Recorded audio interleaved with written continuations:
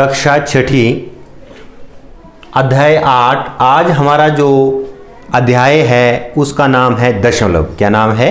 दशमलव। जिसको हम लोग अंग्रेजी में बोलते हैं डेसिमल। क्या बोलते हैं? डेसिमल। और इसको हम लोग जो दर्शाते हैं वो ऐसे दर्शाते हैं, ये हमारा दशमलव है।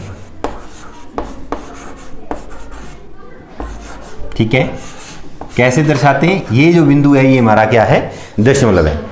अब मैथ में, गणित में इसकी कहाँ पे जरूरत पड़ती है, उसकी क्या जरूरत पड़ती है?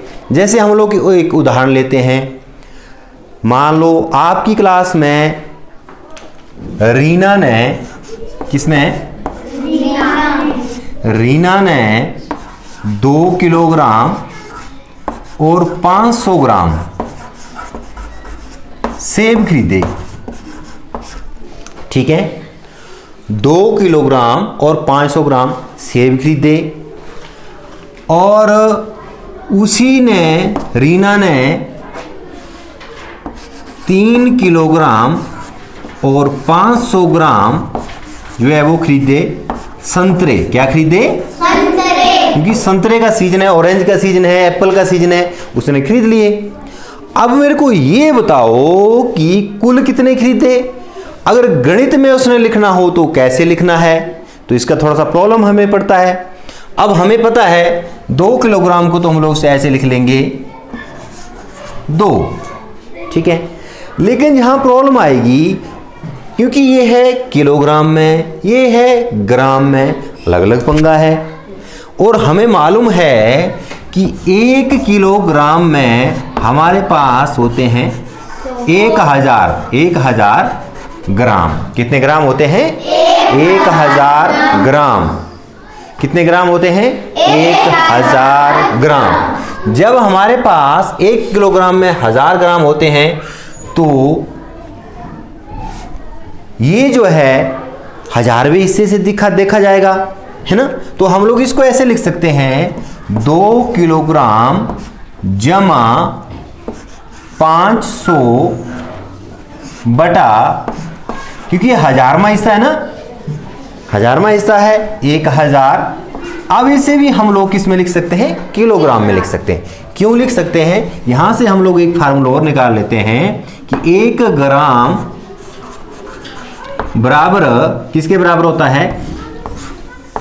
1/1000 किलोग्राम के बराबर होता है। मतलब 1 ग्राम जो है 1 किलोग्राम का 1000वां हिस्सा होता है। ठीक है, अब हम लोग जब ऐसे लिख लेंगे, जब 3 जीरो लगी हैं तो 3 अंक के बाद दशमलव लग जाएगा। तो हम लोग इसे ऐसे लिख सकते हैं 2 किलोग्राम प्लस 0.500 किलोग्राम। ठीक है, अब ये भी किलोग्राम में है, ये भी किलोग्राम में है, और यहां पे हमारा दशमलव का भी इस्तेमाल हो गया जो कि हमारा चैप्टर है। ठीक है, और इसी तरह से इसको भी हम लोग कर सकते हैं, है ना?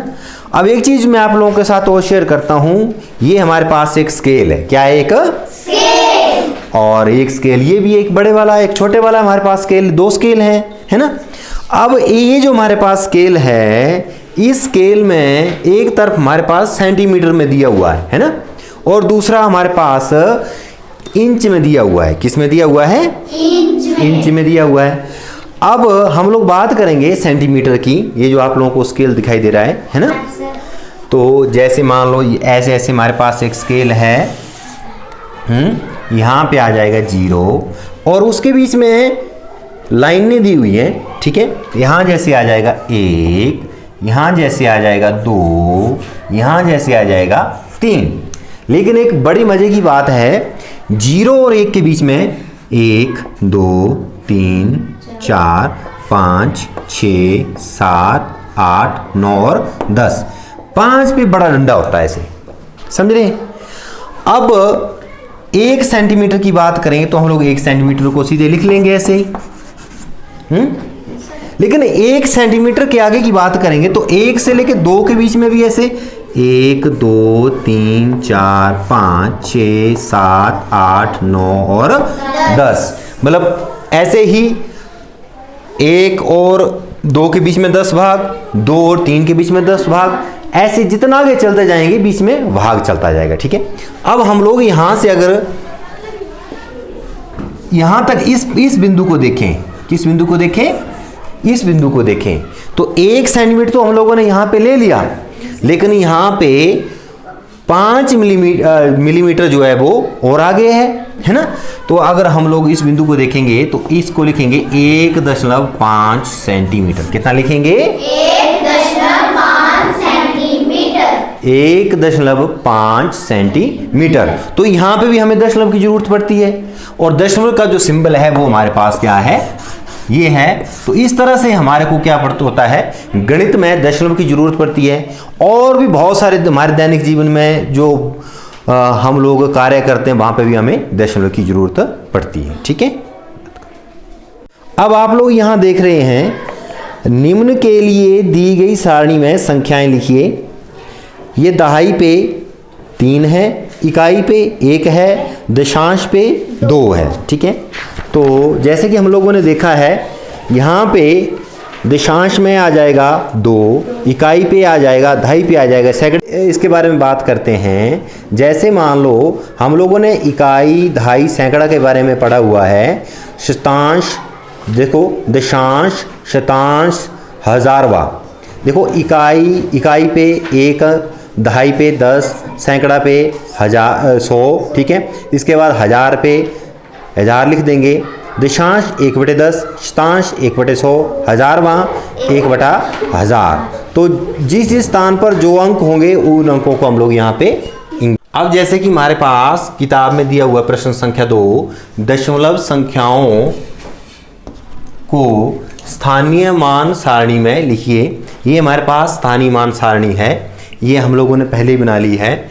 ए भाग 19.4, बी भाग 0.3, सी भाग 10.6 और डी भाग 205.9, ठीक है। तो इकाई, दहाई, सैकड़े के बारे में तो हमें पहले से नॉलेज है, ठीक है। तो सबसे पहला भाग 19.4, ए भाग को हम लोग देखेंगे। अब इकाई के स्थान पे क्या अंक है, दशमलव के बाद जो पहला अंक होता है ये इकाई का अंक है। तो इकाई पे है 9, इकाई पे तो हम लोग यहाँ पे लिख देंगे स्थानीय मान सारणी में 9।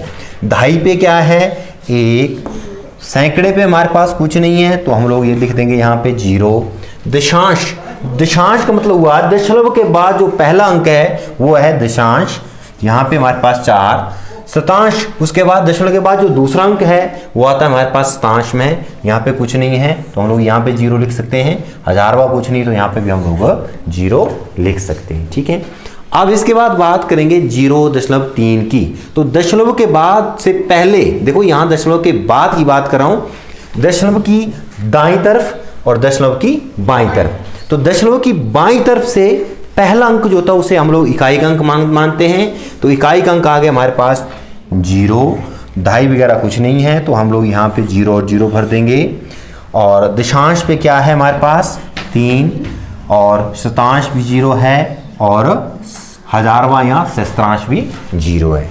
अब सी भाग को जब हम लोग देखेंगे तो इकाई पे क्या है यहाँ पे 0, इकाई पे क्या है 0, दहाई पे क्या है 1 और सैकड़े पे कुछ नहीं है तो हम लोग 0 डाल देंगे।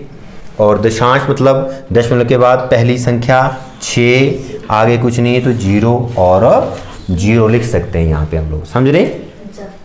अब बात करते हैं डी भाग की 205.9। अब दशमलव के बाद बाईं तरफ पहला अंक है 5 जो इकाई का अंक है तो इकाई का अंक आ जाएगा 5।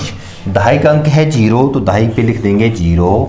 सैकड़े पे है 2 तो यहाँ पे लिख देंगे हम लोग 2।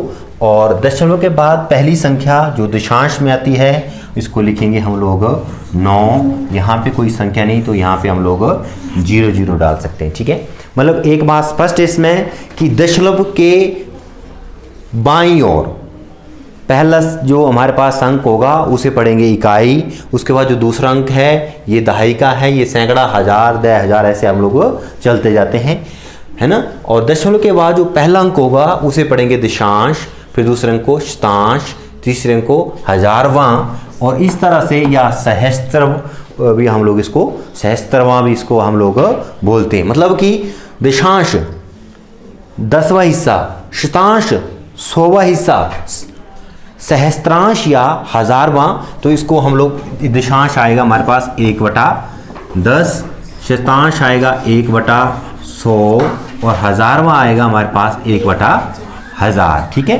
तो इस तरह से आप लोगों ने स्थानीय मान सारणी में दशमलव संख्याओं को लिखना है। ठीक है।